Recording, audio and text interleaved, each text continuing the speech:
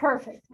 Okay, so the NIH budget allocated $419 million to pregnancy research, and this represents only 1.2% of the total NIH budget.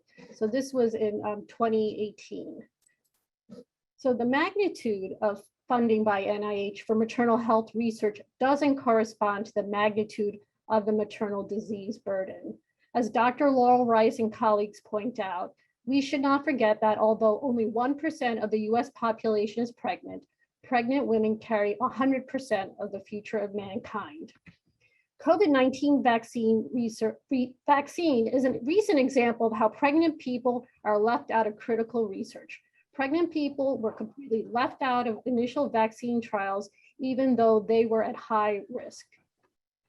Pregnancy research is critical for people who could become pregnant, not just those who are already pregnant. So NIH created the maternal and morbidity mortality research category in 2020 to categorize exactly how much research funding is going to this topic. So this is a breakdown of the $223 million in total funding by NIH Institute. And as you can see, NICHD funds the most research on maternal morbidity and mortality. About 34% of the research on this topic was funded by NICHD. So greater investment in clinical research infrastructure is needed. Clinical research to address causes of maternal morbidity and mortality requires large sample sizes, ethnic, racial, socioeconomic diversity, geographic diversity, health delivery system diversity, and adequate funding. It's typically, this type of research is beyond the scope of a typical R01, which is $500,000 per year in direct costs. And it usually takes more than 5 years of a typical R01 if you want to follow maternal outcomes after pregnancy. So the NICHD Maternal Fetal Medicine Units Network is an example of research infrastructure to conduct multiple clinical studies. It was established in 1986. It has 12 centers, 36 hospitals, which participate collaboratively in common protocols. It conducts mainly randomized trials, and they aim to reduce maternal and infant death and complications. A large number of deliveries are covered. There is racial, ethnic, and geographic diversity.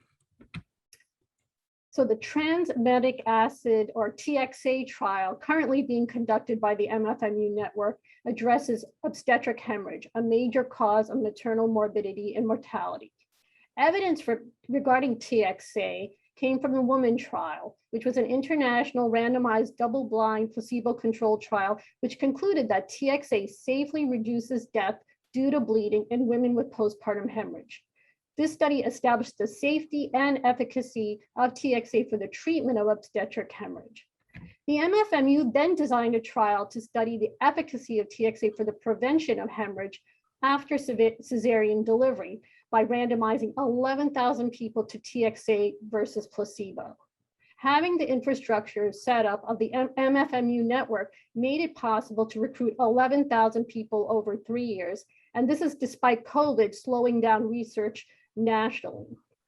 Also, an investigational new drug, or IND, for TXA was submitted to FDA. So having the infrastructure to deal with the complex regulatory requirements is essential, which we heard about earlier today. Some other examples of clinical research funded across NIH with a direct impact on maternal morbidity and mortality includes the Obstetric Fetal Pharmacology Research Centers funded by NICHD to enhance the study of obstetric pharmacokinetics and pharmacodynamic medications through pregnancy. The New Mom to Be study, which was funded by NICHD to study adverse pregnancy outcomes such as preeclampsia, preterm birth, fetal growth restriction in 10,000 women in their first pregnancy. Then NHLBI leveraged the investment in this cohort, the New Mom to Be cohort, for the New Mom to Be Heart Health study. And so the goal of this study was to study cardiovascular outcomes at 2 to 7 years. So thereby saving money by not having to create a new cohort of women and shortening the timeline to study women's health outcomes, which often requires many years following participants, which is impossible with a typical grant. And then recently, the GO-MOM study, which is funded by NIDDK, which was set up to study glucose levels early in pregnancy and the prediction of gestational diabetes and adverse maternal and neonatal outcomes in a sample size of 2,150 participants.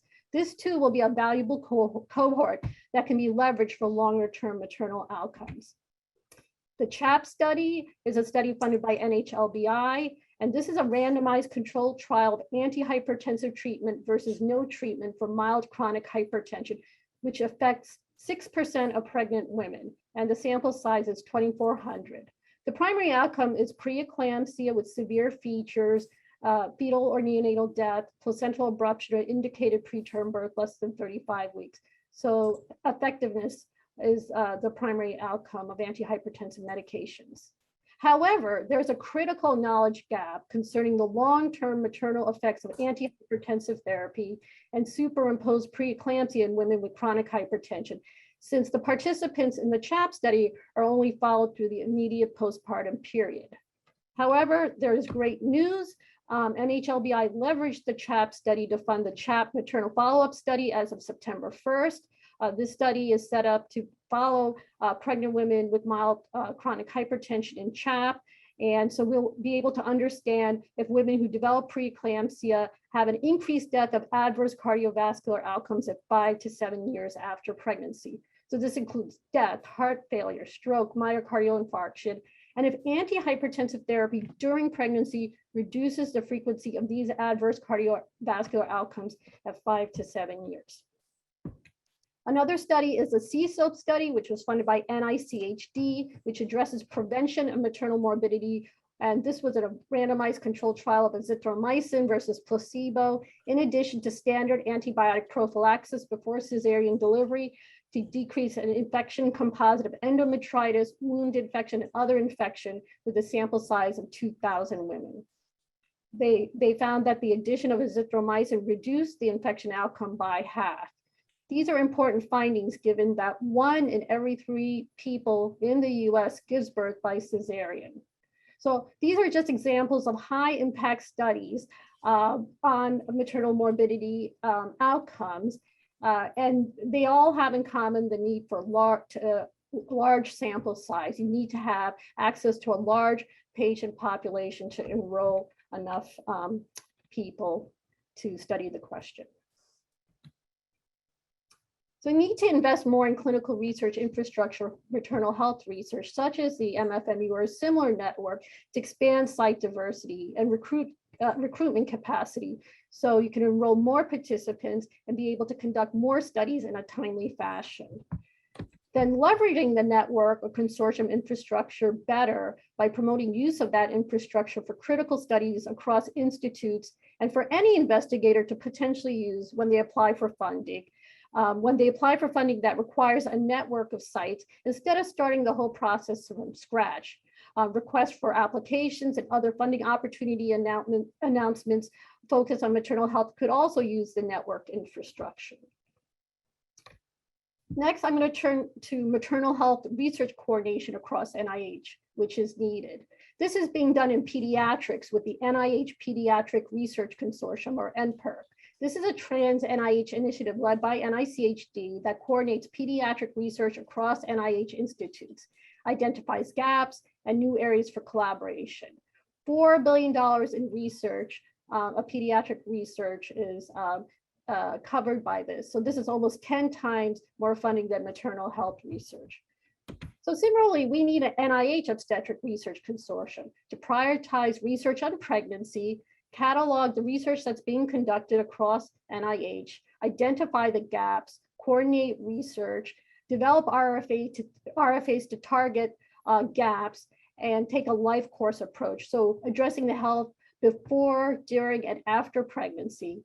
And then enhance research training to develop the cadre of researchers to tackle maternal morbidity and mortality and address health disparities.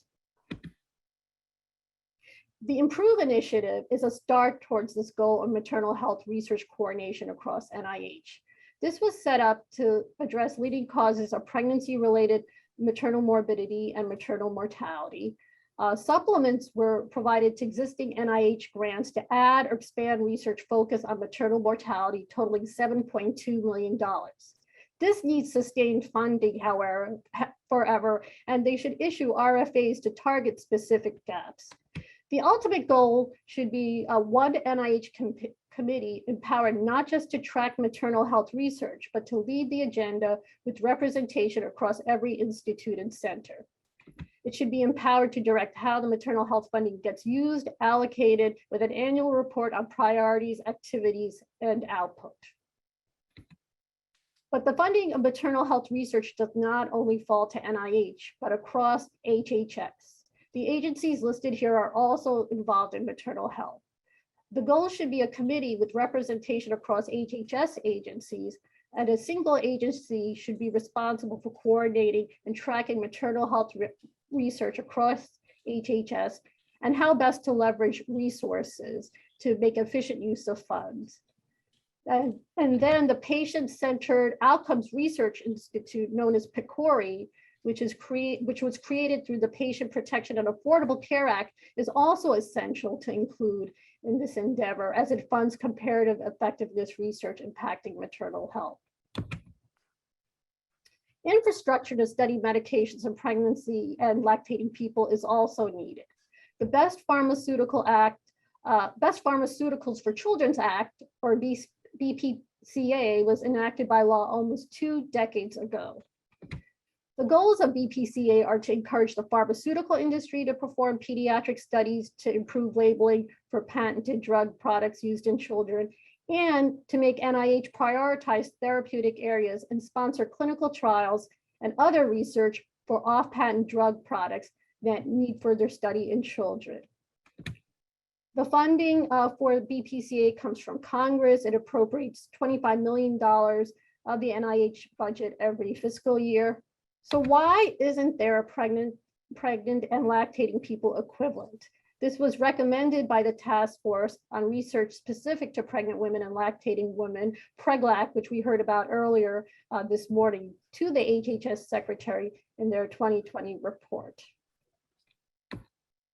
How do we drive priority maternal health research objectives?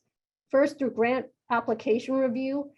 A standing Center for Scientific Review study section specific to women's health to include OBGYN, internal medicine, adolescent medicine, epidemiologists, health equity, implementation science expertise, among other expertise is needed. Currently, applications go to a variety of study sections which may not have the OBGYN and other relevant expertise. Increased funding targeted to underrepresented minority investigators and geographically diverse institutions. Increased funding of physician scientists who focus on maternal health through individual K grants and bridge funding as an example. And then improving the efficiency of the single IRB process, which was enacted to make it easier to get multi-center studies launched.